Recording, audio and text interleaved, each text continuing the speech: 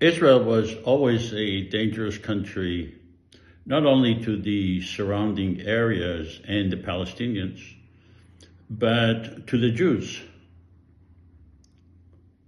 To the Jews that it claims that it gives them security, that it gives them refuge.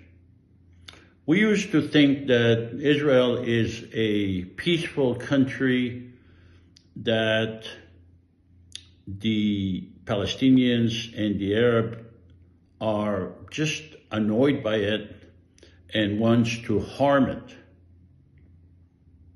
But a deep dig into Israel's existence and its ideology will tell you that Israel is not interested in peace.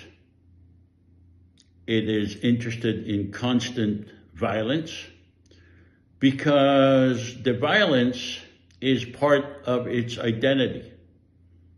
And the reason it's part of its identity is because without violence, there is no justification for Israel as a Jewish state. It needs to prove the need for a Jewish state. It needs to show that the Jews are under constant attack or constant risk. Let me show you or read to you the configuration of the Israeli government. And that would give you some clue to explain why Israel does not ever intend to have peace. It has a prime minister in the government. It has a deputy prime minister. It has a vice prime minister.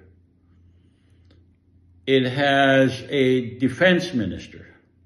It has a minister of foreign affairs, minister of finance, minister of justice, minister of national security, minister of the interior, minister of education, minister of health, minister of agriculture and rural development, minister of communications, minister of housing and construction, minister of culture and sport, minister of transportation, minister of economy, minister of energy, minister of environment protection, minister of tourism, minister of aliyah and integration, immigration and absorption, minister of diaspora affairs,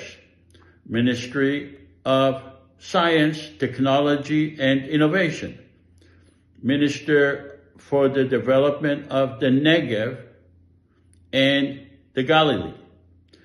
It has a minister of Jerusalem affairs and Jewish tradition heritage. It also has a mayor of Jerusalem, but it has a minister of Jerusalem affairs and Jewish tradition and heritage. It has a minister of labor, welfare, and social services. It has a minister for equality and women's empowerment. It has a minister of national missions, settlements, and national missions. It has various ministers without portfolios, which are members of the cabinet, but they don't have a specific task. It has a minister in the prime minister office. It has a minister of regional cooperation.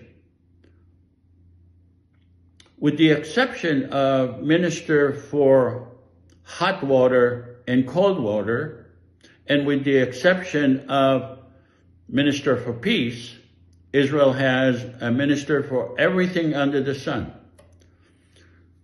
And why is that? Why is Israel not having a minister for peace? Simply because it's not interested in peace. It could They have a minister without portfolio. That means a minister that really they don't know what to do with him. Why not make him a minister of peace? Because they don't want peace. Peace is the enemy of the Jewish state. Peace is the enemy of the idea of Zionism, because Zionism needs enemies. This is why the government of Israel is a dangerous government, dangerous to the Jewish people and the Palestinian people and the surrounding areas. I propose a federal government for the people of Palestine and Israel together, based on democracy, separation between government and religion, based on equality for the entire people in Gaza, Israel, and the West Bank, 15.5 million people, based on a constitution where the parliament members and the president and vice president would swear allegiance to the constitution, not to the Israeli government or the Palestinian government, but to the Israeli-Palestinian Confederation Constitution, a government that will be devoted day in and day out to make peace, that will have a bird-eye view of the entire area and will sit Palestinians and Israelis together as equal with respect to each other, respecting each other,